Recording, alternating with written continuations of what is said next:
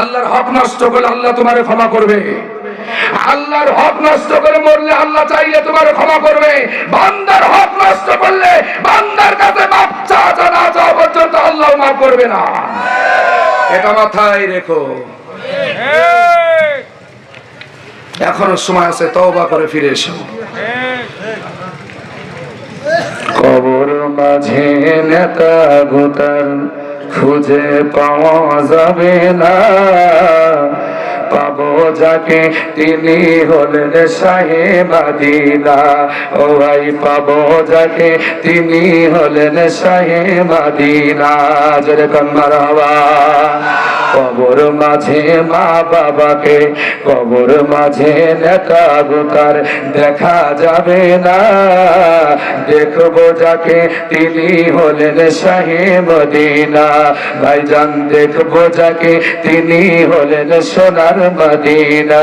তুমি সেই নবীজির আদর্শটা মেনে নাও না।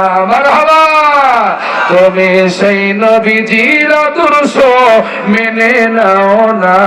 আমার মরণ আসিবে কখন কেউ তো জানে না, তোমার মরণ আসিবে কখন কেউ তো জানে না।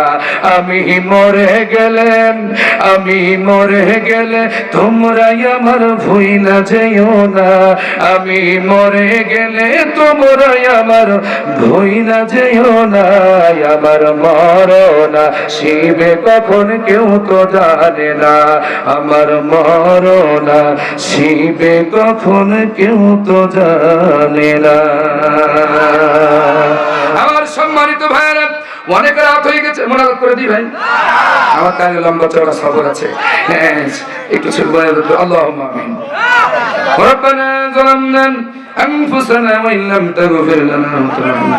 হাত তোলেন।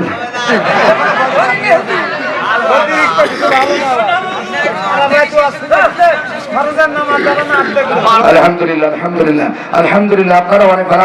আমি আপনাদের ইমানটা টেস্ট করলাম যে আসলে আপনারা ইমান কোরআন শুনছেন কিনা, এটা যাচাই বাছাই করলাম। মারহাবা জোরে বলেন আলহামদুলিল্লাহ। আর 15টা মিনিট সময় দেওয়া যায় কি যায় না?